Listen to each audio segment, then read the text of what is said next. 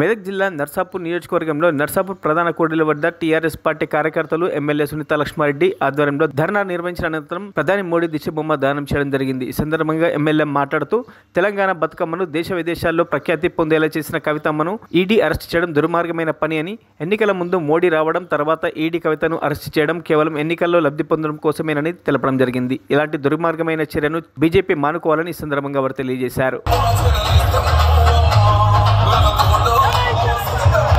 అంతేకాకుండా మన రాష్ట్రంలోనే కాకుండా మన ఇతర రాష్ట్రాలతో పాటు ప్రపంచంలోని అనేక దేశాల్లో తెలంగాణకు సంబంధించినటువంటి మన పండుగ అయినటువంటి బతుకమ్మ పండుగను దేశ విదేశాల్లో కూడా ప్రత్యేకత సాధించి ఒక బ్రాండ్ అంబాసిడర్ గా నిలబడడం జరిగినటువంటి కవితమ్మను ఈరోజు మరి ఈడీ పేరు మరి మోడీ గారి రాకతో మరి ఈడీ కూడా రావడం జరిగింది.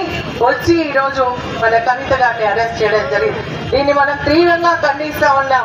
అక్రమ అరెస్టులకు నిరసనగా ఈ రోజు ఈ కార్యక్రమాన్ని మనం ఇక్కడ నిర్వహించడం జరుగుతూ ఉంది. మరి మేము అడుగుతా ఉన్నాం, ఈ రోజు ఎన్నికల కోడ్ వస్తూ ఉంది, నిన్న మోడీ గారు రావడం జరిగింది, మరి కవితమ్మని ఇప్పుడు ఎందుకు అరెస్ట్ చేస్తున్నారు అంటే రాజకీయ లబ్ధి కోసమే. కేసీఆర్ గారి కుటుంబం ఉంటే తెలంగాణ రాష్ట్రంలో కానీ దక్షిణ భారతదేశంలో కానీ బీజేపీకి స్థానం ఉండదన్న ఆలోచనతోనే ఈ రోజు మన కవిత గారిని అరెస్ట్ చేయడం జరిగింది. కవిత గారిని అక్రమ అరెస్ట్ ఎందుకంటా ఉన్నామంటే గత సంవత్సరం నుంచి ఒక కేసు నడుస్తూ ఉంది, మరి కోర్టులో ఉంది. కోర్టులో ఉన్నటువంటి తెలంగాణ ఒక ఈడీ అధికారులు ఒక మహిళను ఆఫీస్కి తీసుకెళ్లి మరి ఎంక్వైరీ. మరిన్ని అప్డేట్స్ కోసం మా ఛానల్ని సబ్స్క్రైబ్ చేయండి.